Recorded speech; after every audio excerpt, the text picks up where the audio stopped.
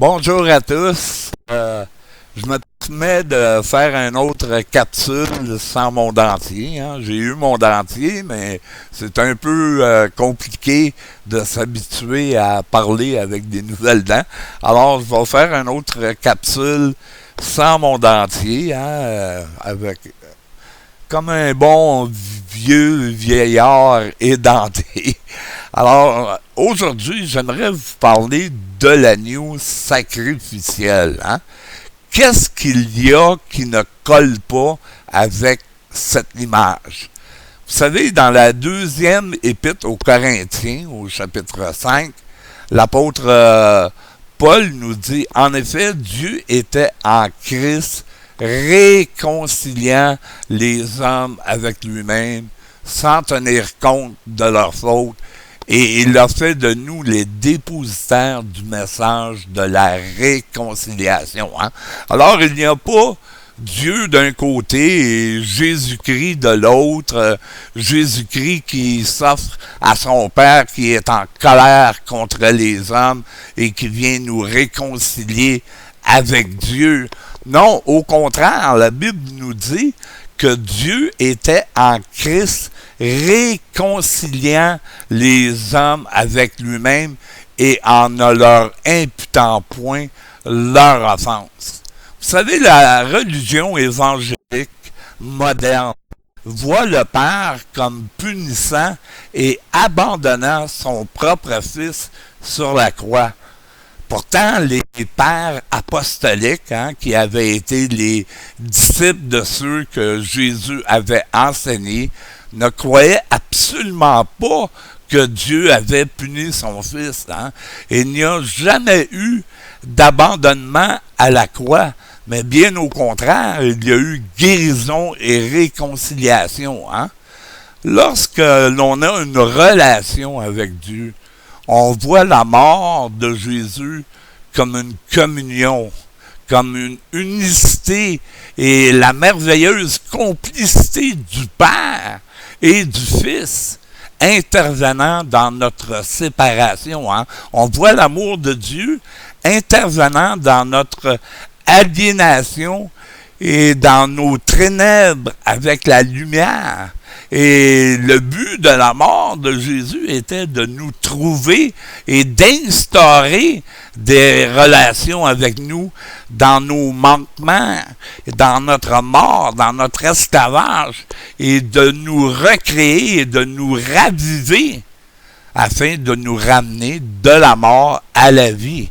Et ceci a toujours été le désir de Dieu, son bienveillant dessein qu'il avait formé en lui-même, hein, dès la création du monde. Alors, si Dieu n'a pas tenu compte de nos fautes, pourquoi punirait-il qui que ce soit?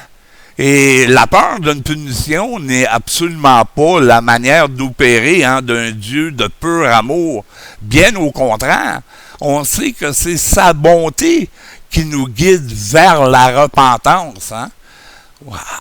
C'est pour ça que l'apôtre Paul dit dans l'Épître aux Romains au chapitre 2, verset 4, « Ou alors méprises-tu les trésors de bonté, de patience et de générosité déployée par Dieu, sans te rendre compte que sa bonté veut t'amener à changer. Hein?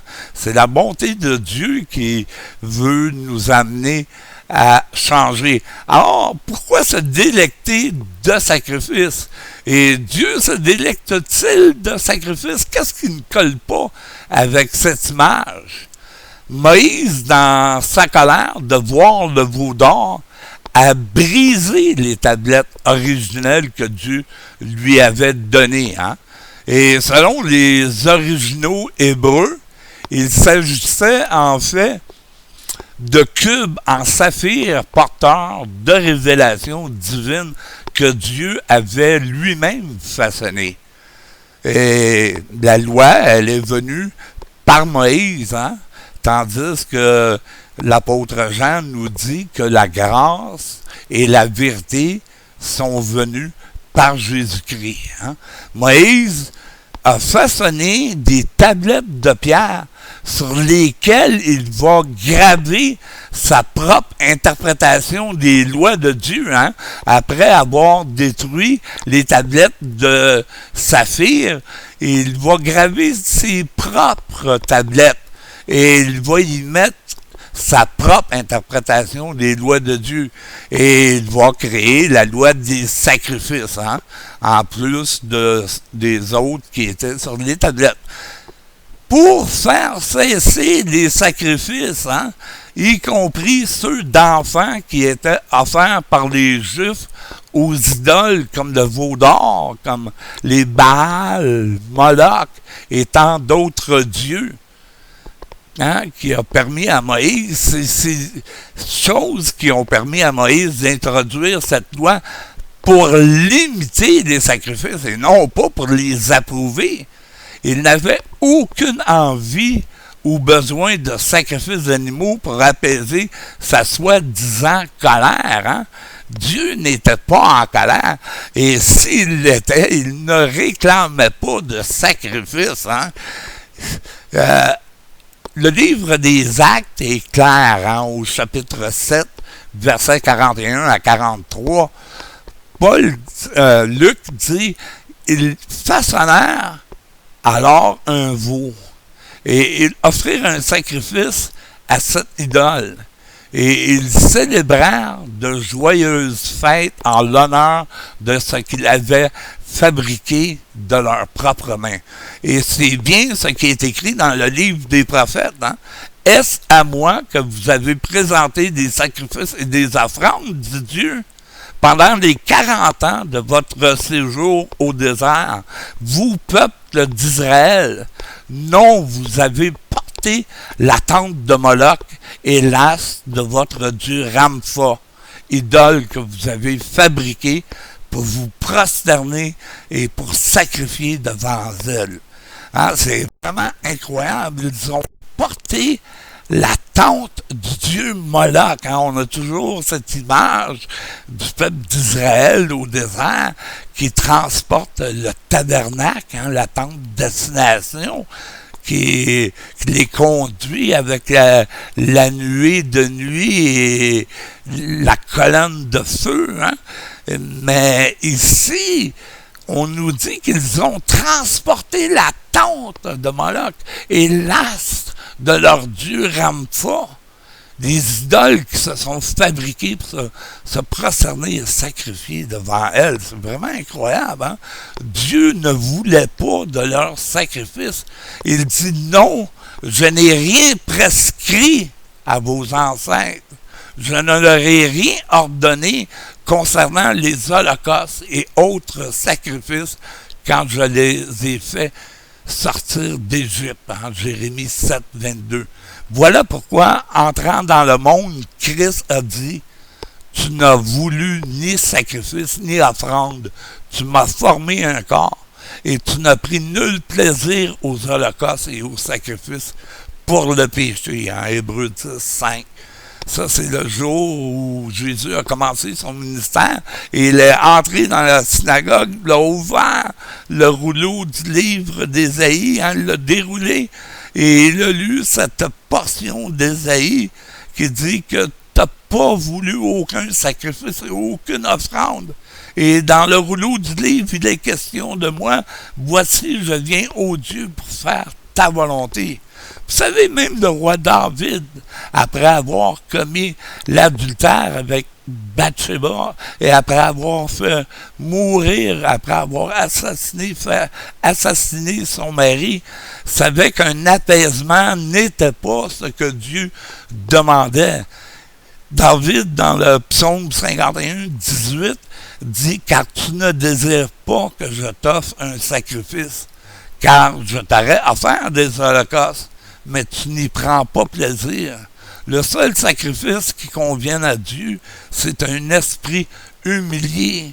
Ô Dieu, tu n'écartes pas un Dieu brisé et contrit. » Psaume 51. Hein? Et c'est la même chose que le prophète Samuel avait dit à Saül lorsqu'il a offert un sacrifice à Dieu pour essayer de l'apaiser. Et Samuel lui dit que Dieu ne prend pas plaisir aux sacrifices et aux offrandes. Ce que Dieu veut, c'est l'obéissance, la justice et non les sacrifices. Dans Ésaïe, chapitre 1, verset 11, c'est dit, à quoi peuvent bien me servir vos nombreux sacrifices, dit l'Éternel, car je suis rassasié des holocaustes de béliers et de la graisse de bêtes à l'engrais. Je ne prends pas plaisir aux sacrifices de taureaux, d'agneaux et de boucs. Lavez-vous donc, purifiez-vous, écartez de ma vue vos mauvaises actions et cessez de faire le mal. Apprenez à faire le bien et forcez-vous d'agir avec droiture. Assistez l'opprimé et défendez le droit de l'orphelin. Plaidez la cause de la veuve. Et dans Amos 5, 21, il dit, je déteste vos fêtes. Je les ai en dégoût. Je ne peux plus sentir vos rassemblements cultuels. Quand vous m'offrez des holocaustes, quand vous m'apportez des offrandes, je ne les agrée pas et je ne peux pas voir ces bêtes engraissées car vous m'offrez un sacrifice de communion, mais que le droit jaillisse plutôt comme une source d'eau et que la justice coule comme un torrent intarissable. Et dans Marc 12, je vais laisser faire ce passage, il y en aurait trop long à dire, mais ce que Dieu demande, c'est un changement profond des désirs du cœur, de la droiture et de la justice. Il ne peut venir que d'une relation avec Dieu, pas de notre suffisance associée à notre religion bricolée ou à la loi de Moïse. En fait, la loi ne servait qu'à prouver à ceux qui la servaient qu'ils ne pouvaient pas avoir une relation avec Dieu au travers de leur propre effort bricolé. Ce que Dieu veut, c'est un sacrifice vivant dans Romains 12.1. Je vous recommande donc, frères et sœurs, à cause de cette immense bonté de Dieu, à lui offrir votre corps comme un sacrifice vivant, saint, et qui plaise à Dieu. Et ce sera de votre part un culte raisonnable. Alors ici, Paul n'essaye pas de nous convaincre d'apaiser Dieu en le servant. Il est tellement facile de retomber dans les idées et croyances que nous devons absolument faire quelque chose pour nous rendre plus acceptables aux yeux de Dieu. Et les esprits religieux et politiques cherchent constamment à déformer les évangiles. C'est ce que Jésus nous avertit en informant ses disciples sur ce problème. Quand Jésus leur recommande, faites bien attention, gardez-vous du levain des pharisiens et de celui d'Hérode. Alors, on ne peut rien faire pour accroître l'amour de Dieu pour nous. On ne peut pas rien faire pour réduire son amour pour nous. Absolument rien de ce que l'on peut faire ne poussera Dieu à nous aimer plus qu'il ne le fait déjà. Et quoi que nous fassions, Dieu ne nous aimera pas moins. Il nous aime de manière constante, parfaite, passionnée. Et une fois que nous acceptons ce fait, l'idole d'un Dieu distant, en colère, punissant, etc., va commencer à s'effriter. Merci d'avoir été attentif. Et encore une fois, je vous dis peace. À la prochaine. Merci d'avoir été là. Bye.